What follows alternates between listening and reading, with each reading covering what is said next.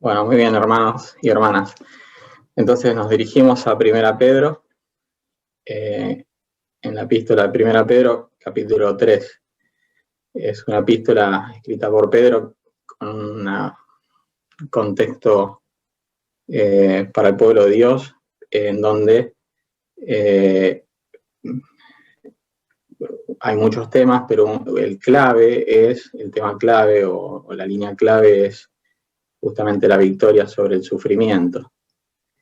Y es un tema que está tocado en toda la epístola y fuertemente en el capítulo 2, del cual veníamos también, en el 3 ahora, y en el que más se marca, y es que el que más reconocemos o recordamos es el del capítulo 4, que es el que tocará el jueves que viene, ¿sí? Venimos de un capítulo 2 en donde hay un contexto de enseñanza de nuestra obediencia a las autoridades. Hoy justamente oramos con los hermanos varones grandes en una de las oraciones por las autoridades, y el jueves pasado justamente escuchamos sobre eso, ¿no? Sobre las autoridades e instituciones humanas y autoridades que el Señor nos pone en la tierra y que tenemos que estar sometidos y obedientes. Y bajo esa línea de obediencia, el Señor continúa en esta epístola a través de Pedro enseñándonos cumplir la obediencia en el formato que el Señor en su voluntad la ha planteado y la plantea, y Dios la ha planteado. Entonces, por eso así comienza a sí mismo, dice el capítulo 3, comienza diciendo a sí mismo las mujeres, y viene en contexto de lo anterior, ¿no? De la obediencia, de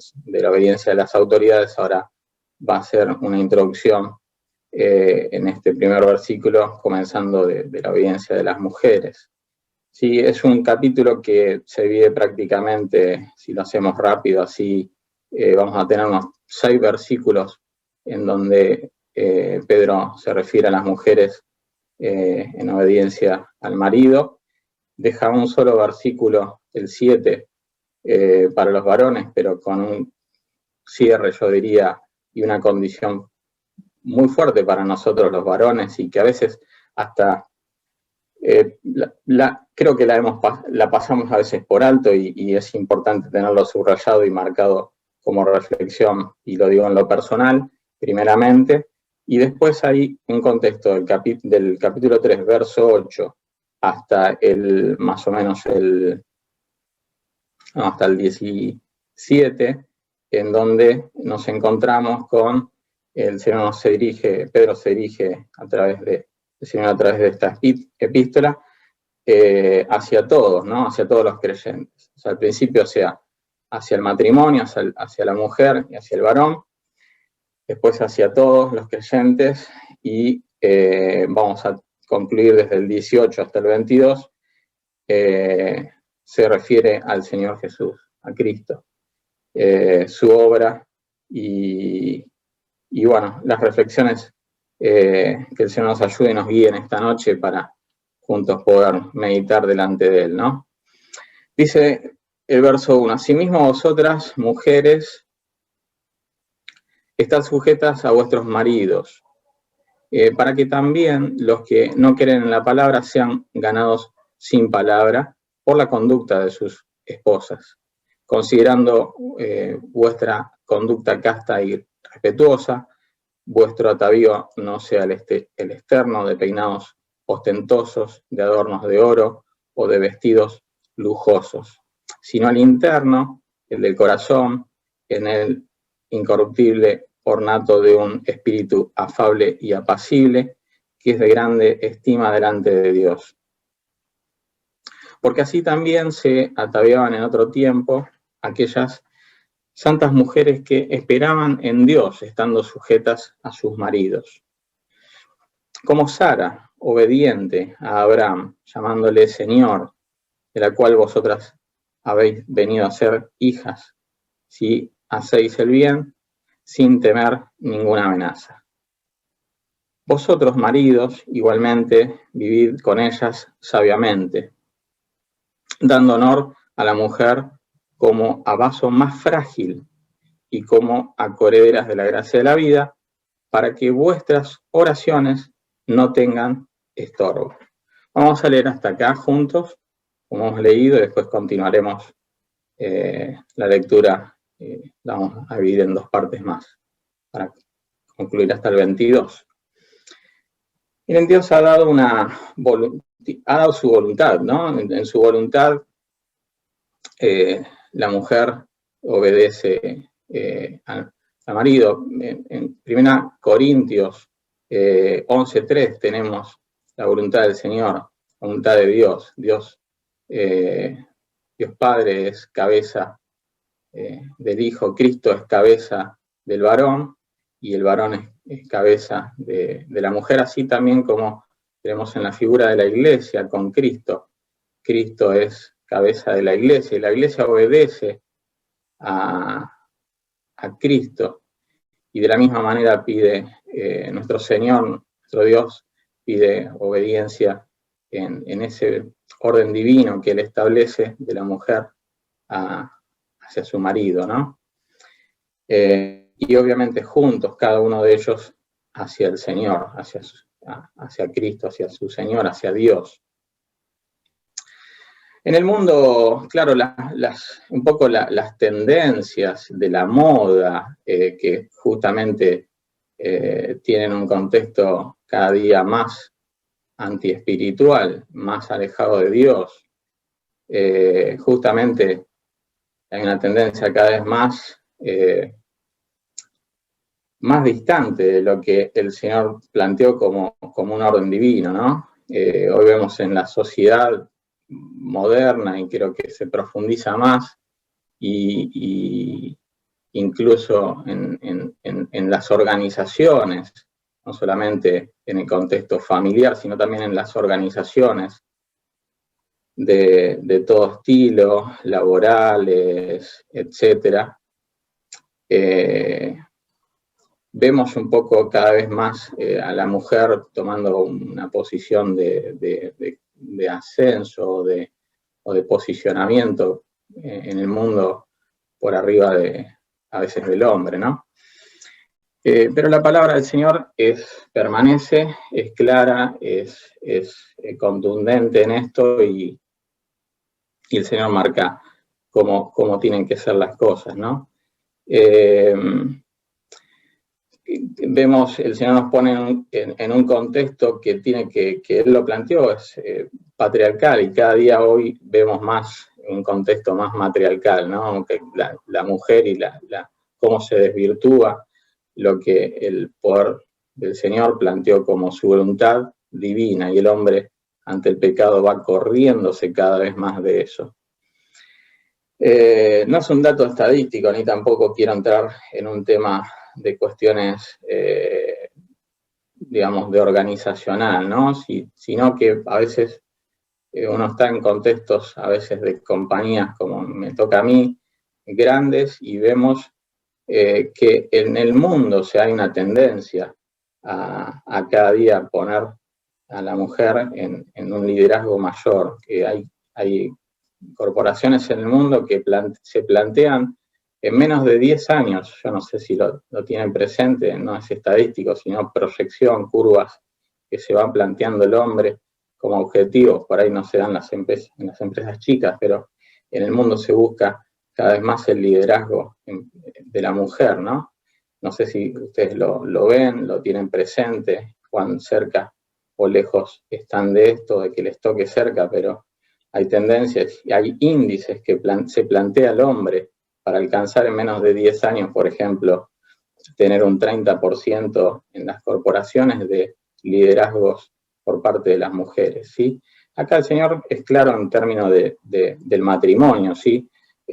Simplemente dar el ejemplo de cuestiones organizacionales, que hay como una tendencia del mundo justamente a correrse, ¿no? Y eso después también se va insertando en la familia, se va insertando digamos, justamente se va reflejando la distancia de lo que el Señor planteó como su voluntad.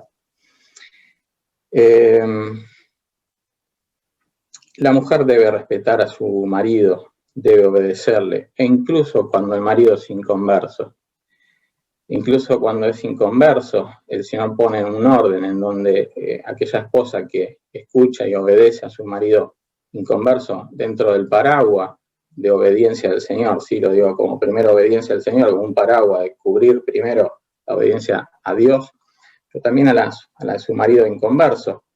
Dice su palabra aquí que esa obediencia es justamente muestra y da testimonio de la fe de ella en Cristo, ¿no? Si ella cree en Dios, si ella cree y obedece a Cristo, también el Señor Cristo le pide obediencia a su marido, y eso es muestra y es testimonio sin palabras, por hechos, por el hecho de la conducta, como dice el verso 1, ¿sí? Sin palabras por la conducta de sus esposas. Es importantísimo la obediencia de las mujeres, y el Señor lo plantea aquí. Es importantísimo, si bien para todos y para los varones también, aquí el Señor lo muestra para las mujeres, lo importante del interior, ¿no? En muchos pasajes tenemos que el Señor nos habla de nuestro interior. Y acá se menciona con algunos ejemplos desde el verso 3, de no atarse en lo externo, en los peinados, no en un peinado, obvio que tenemos que estar peinados, pero habla de peinados ostentosos, habla de adornos de oro y de vestidos lujosos, ¿sí?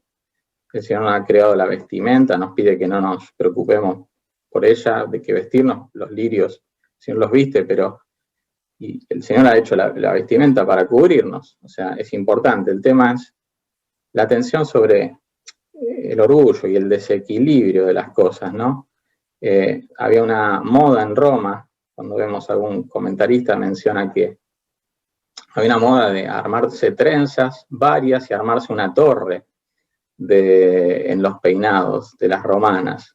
El Señor quería poner aquí la visión en justamente no poner el foco en eso, en todo lo que por ahí pueda sumar al orgullo de cada uno.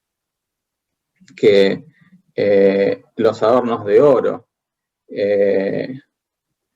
no sean excesivos, ¿sí?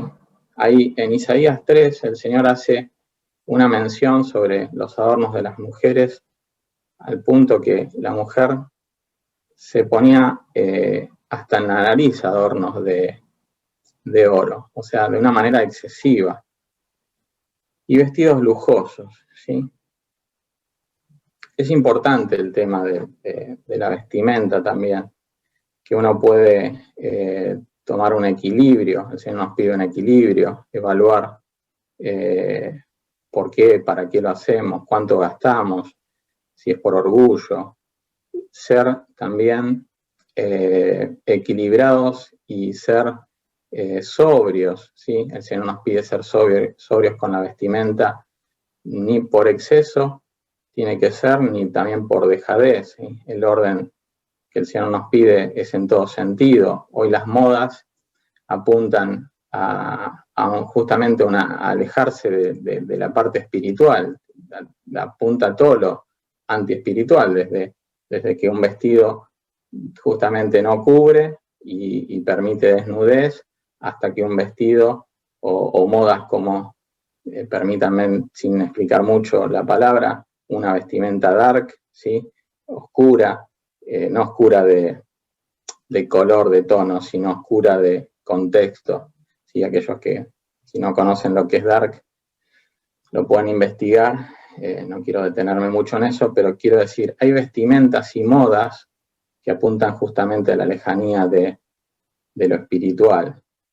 Ser cuidadosos es importante también con tener, ¿por qué no?, la ropa planchada, la ropa limpia, tantas cosas que el Señor nos pide, ¿no?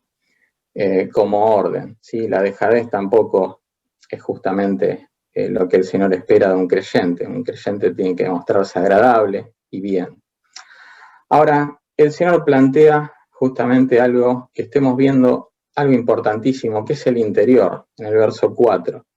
a las mujeres, y bueno, también lo aplicamos a los varones, ¿no? Pero está hablando allí a las mujeres, dice, sino lo interno, lo del corazón, un corazón con un espíritu afable y apacible,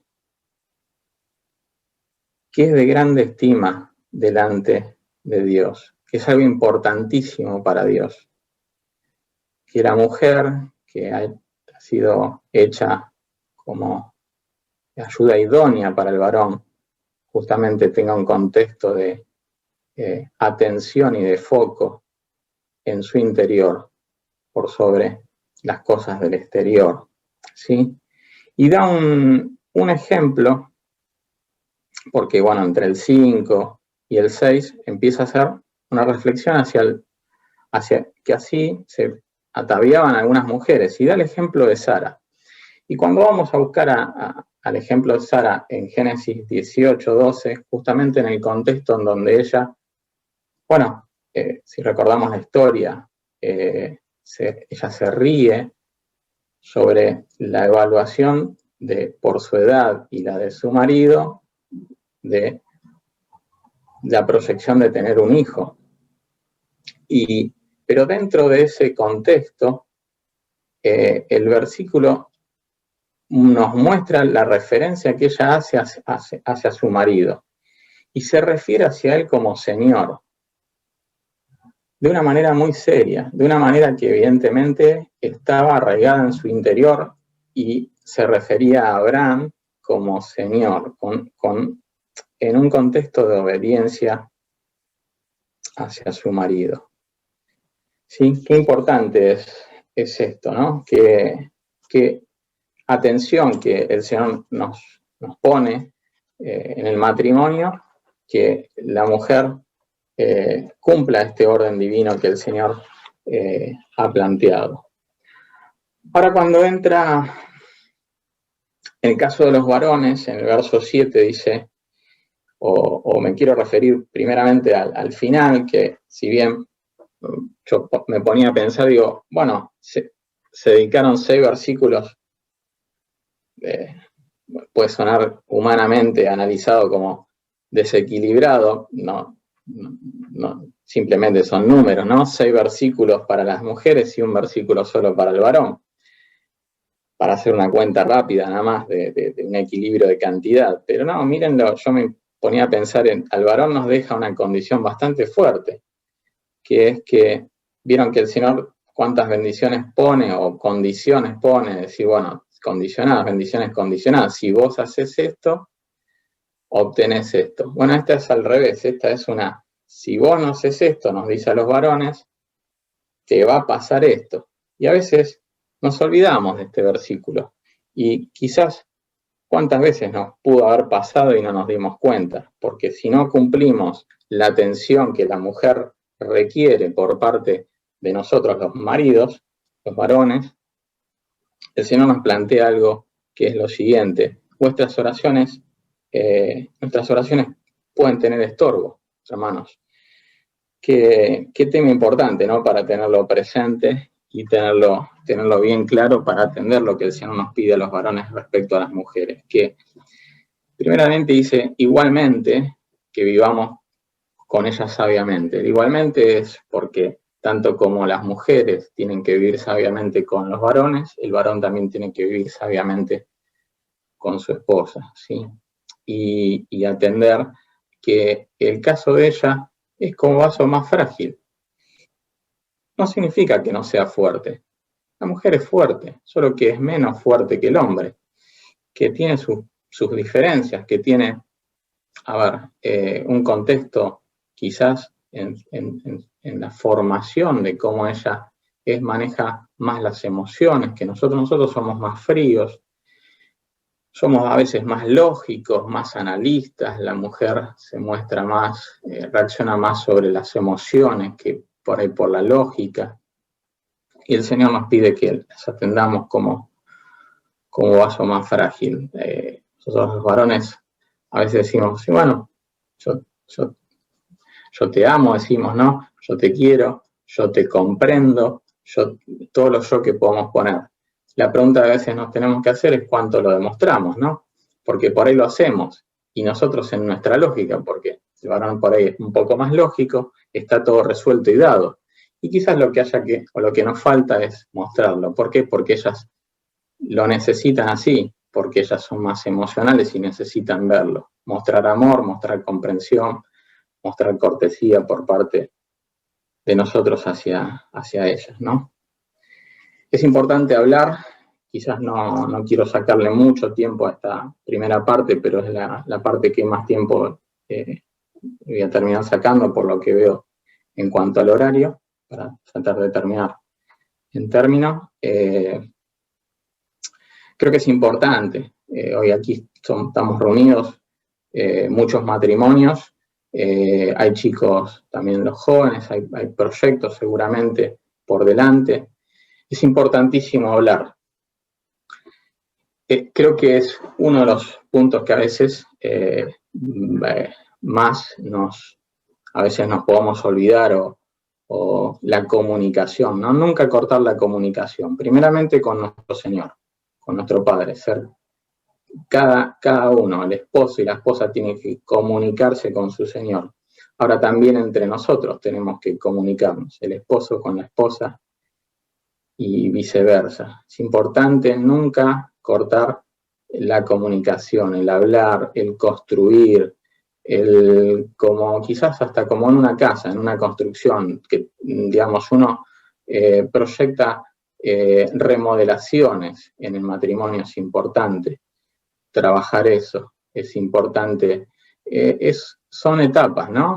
Creo que acá hay varias edades y creo que el matrimonio es una sumatoria de etapas, que es como un proyecto, ¿no? Se van certificando etapas.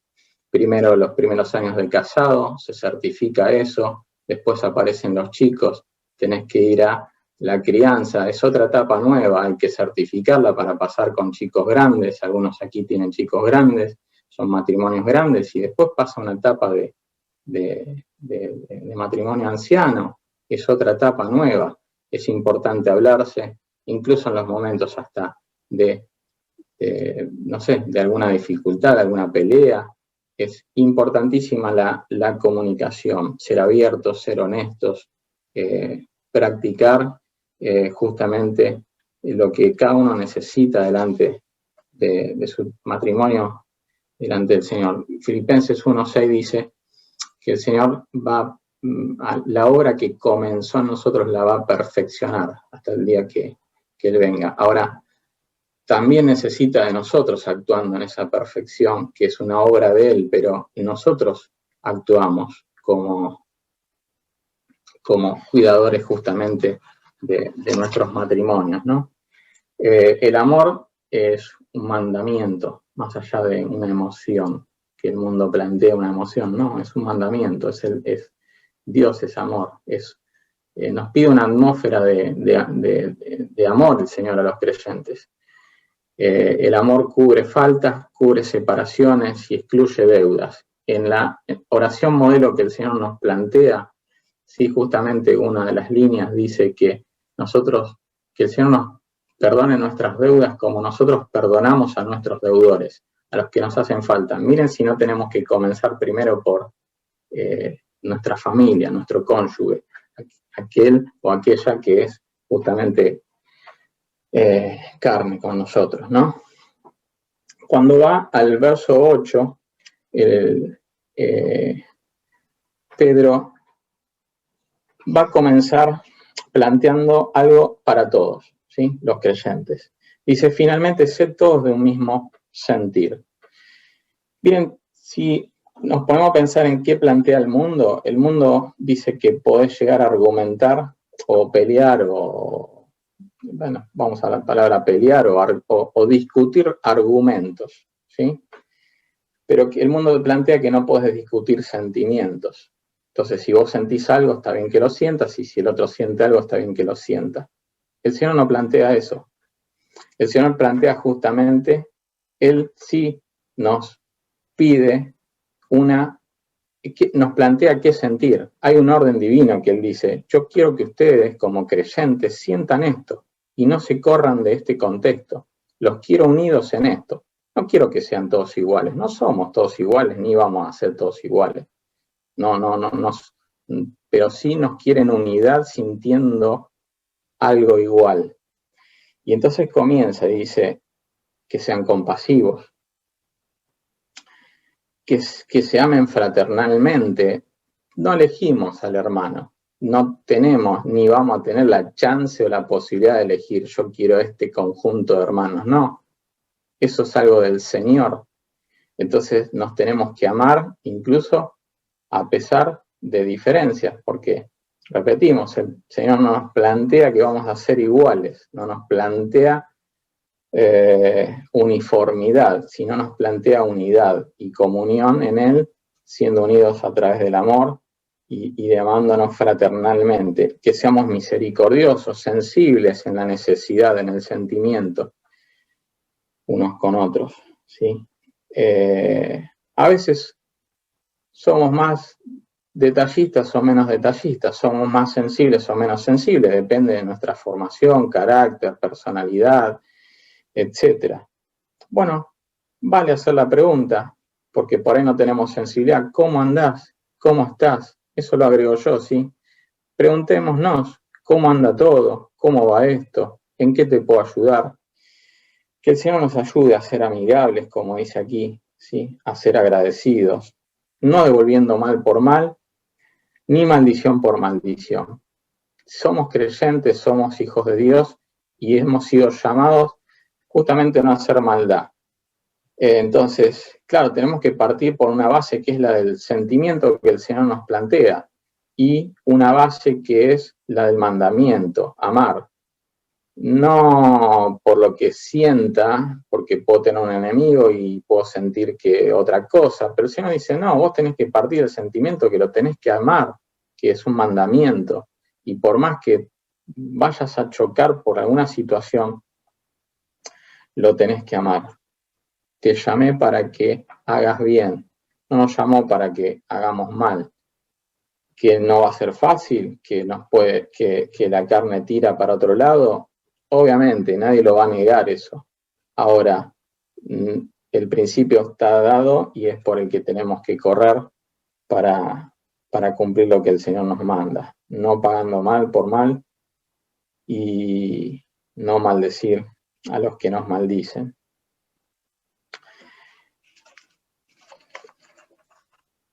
Bien, ya voy más o menos media hora. Vamos a dedicarnos 5 minutos más. Dice que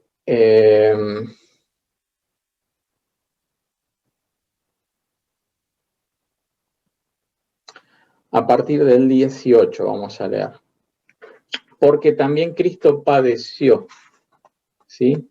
Antes nos habla también del sufrimiento y van a ver que vamos a dedicarle bastante fuertemente en el capítulo 4 sobre el sufrimiento y que nosotros tenemos que sufrir como el ejemplo que tenemos que padeció, que es Cristo.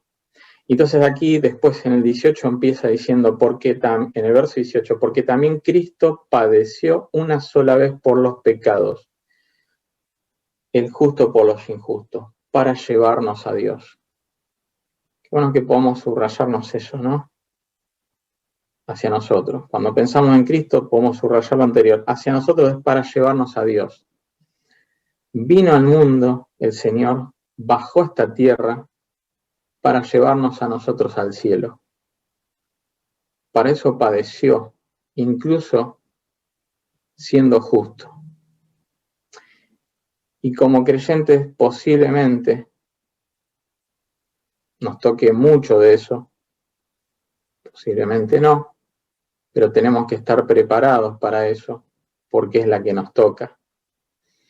Y tenemos que estar preparados para dar defensa con mansedumbre, dice el verso 15, que es uno de los versículos que por ahí no leímos, pero pasamos y podemos marcar. Dice, vamos a leerlo, 18, porque también Cristo padeció una sola vez por los pecados, el justo por los injustos, para llevarnos a Dios, siendo la verdad muerto en la carne, pero vivificado en el Espíritu, en el cual también fue y predicó a los espíritus encarcelados, los que en otro tiempo desobedecieron cuando una vez esperaba la paciencia de Dios en los días de Noé, mientras se preparaba el arca, en la cual pocas personas, es decir, 8, fueron salvadas por agua. El bautismo que corresponde a esto ahora nos salva, no quitando las inmundicias de la carne, sino como la aspiración de una buena conciencia hacia Dios, por la resurrección de Jesucristo, quien habiendo subido al cielo está a la diestra de Dios, y a él están sujetos ángeles, autoridades y potestades. Dice Hebreos en capítulo 10 que el Señor vino a este mundo, como está diciendo aquí, que una sola vez padeció por el pecado, su obra es eficaz, que vino en cuerpo humano, Hebreos 10 lo plantea, que lo vamos a ver en el cielo, con su cuerpo y las marcas, y del sufrimiento y de la obra de la cruz. Y que como esta figura del arca de Noé, en donde nosotros podemos decir, che, pero yo en mi escuela soy el único que sufro. Hay un contexto de una cantidad enorme de gente que parece que la pasa muy bien. Che, en el trabajo yo también la paso. Y hay un contexto de cantidad, es como desproporcionada la cantidad. Y yo tengo que sufrir como creyente. Te puedes hacer esas preguntas a veces, como que son dudas que humanamente la mente intenta, hacer planteos. Ahora, miren lo que dice aquí Pedro, ¿no? De todos, solo 8. Miren la proporción, si no se dio en el pasado también, como nos puede estar pasando a nosotros. Solo 8 fueron los que confiaron y fueron salvos. En el arca, figura como es el Señor. Aquellos que estamos dentro del contexto que el Señor nos pone como el arca, imagen del Señor, de Cristo, el diluvio, la inundación, la lluvia que caía arriba del arca, la tempestad, todo el agua que alcanzó a todos aquellos que no creyeron, es figura del juicio de Dios. A los que estaban adentro, ni una gota de agua les tocó. Los que estamos en Cristo, bueno, sepamos que vamos a tener aflicciones, pero ni una gota de agua, de juicio eterno nos toca gracias a haber llegado un día a los pies del Señor. Tenemos una eternidad con Él, esperanzadora y llena de cosas muy lindas y hermosas. El Señor nos pide en este tiempo ser luz, mostrarnos, y para eso vamos a tener que sufrir, cada uno en un momento, en una etapa, con una circunstancia. No somos ni vamos a ser todos iguales, ni todos tenemos vidas iguales en términos de cómo transitamos en la sociedad, desde lo que nos toca vivir, sea laboral, sea estudio, pero sí nos toca vivir como creyentes todos los principios que el Señor nos plantea vivir. Y nos va a tocar a todos sufrir. El Señor nos ayude y nos guíe en ese sentido a como dice aquí, estar preparados. Estar preparados para ser mansos, para sentir lo que Él quiere que sintamos, para que como esposos trabajemos lo que el Señor nos pide delante de nuestras esposas, y las esposas puedan trabajar lo que el Señor les pide como esposas delante de sus maridos, ¿sí? Y que nosotros como hijos de Dios podamos atender lo que el Señor pide que atendamos. Que el Señor, yo me anoté aquí, el Señor dice, están sujetos ángeles, autoridades y potestades. Tengo notado de algún predicador que alguna vez enseñó esto y habrá analizado el contexto seguramente del original, así lo noté, que es un presente continuo. El Señor es eterno, el Señor es divino, es eterno y merece toda la gloria, y está en nosotros poder darnos cuenta en todo momento que tenemos que ofrecérsela y dársela. Que el Señor bendiga su palabra en esta noche, nos guíe y nos ayude a poder seguir meditando en esta epístola de 1 Pedro, en este contexto de que tenemos, como dice esta epístola, digamos, la victoria aún en el sufrimiento. Está llena de esta epístola de la palabra en distintas formas de sufrimiento, y es lo que nos toca, y el Señor lo ha hecho por cada uno de nosotros, con una gran efectividad, con una proyección eterna. Que nosotros estemos sufriendo, el Señor también lo plantea con una proyección eterna y con una efectividad en nuestras vidas. Amén.